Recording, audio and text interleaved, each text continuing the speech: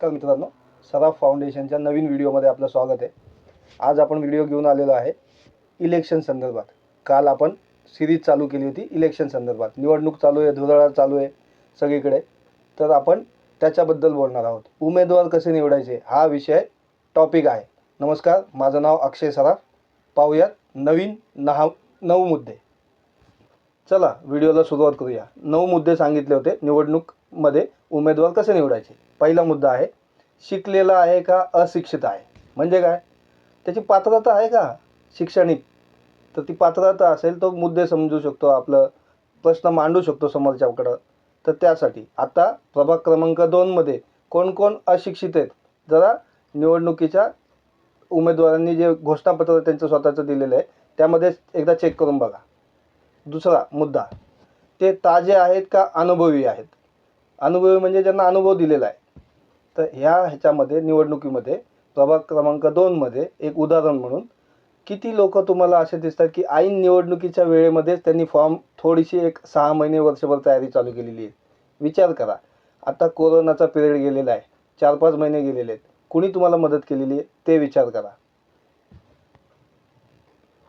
मुद्दा क्रमांक 3, तो वंश परंपरागत राज्य करताय का. म्हणजे काय, ज्याला लेगसी आहे, राजकारणी आहे, त्यांचा पुत्र आहे, मुलगा आहे, सून आहे, जावई आहे, जे कोण असेल, असं आहे का नवीन उभरता कार्य करताय.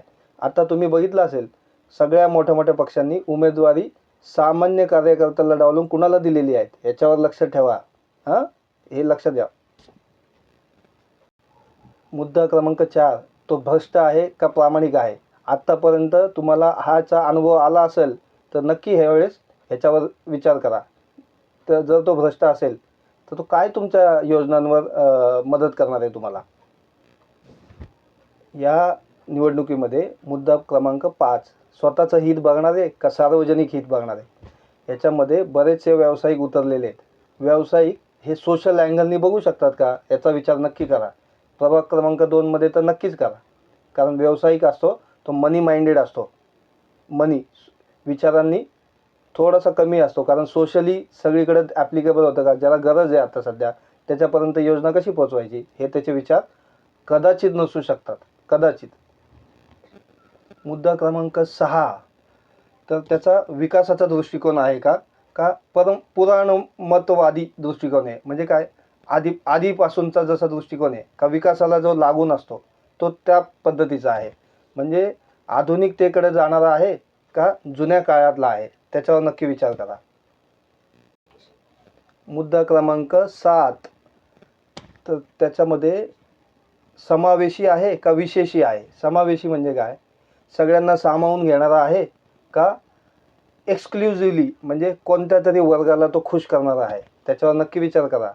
काय, याच्यामध्ये बरेच वर्ग असू शकतात, जात असू शकते, वर्ग असू शकतो, लिंग असू शकतं, काही असू शकतं. तर तुम्ही त्याचासुद्धा नक्की विचार करा. मुद्दा क्रमांक 8, तो बोलायला येतोय का. तुमचे प्रश्न जर मांडणार असेल तर त्याला बोलता येते का, तो बोलका आहे का अबोले. तर तुमचा गुड लिसनर तर पाहिजे, चांगलं त्याची ऐकण्याची क्षमता तर पाहिजे. पण जरी ऐकून घेतलं तरी तो वरच्या सभागृहामध्ये त्याला ते पुटअप करता आलं पाहिजे, सांगता आलं पाहिजे. नाहीतर नुसतंच प्रश्न मांडून घ्यायचे आणि त्याला मांडताच नाही आले सभागृह, काय कामाचं मग त्याचं. विचार करा. आणि शेवटचा मुद्दा आहे मित्रांनो, मुद्दा क्रमांक 9, 5, 4, 9, तर तो कोणत्या पार्टीचा आहे का स्वतंत्र आहे. आता पार्टी असून किती फायदा आहे पाहिलंच असेल तुम्ही.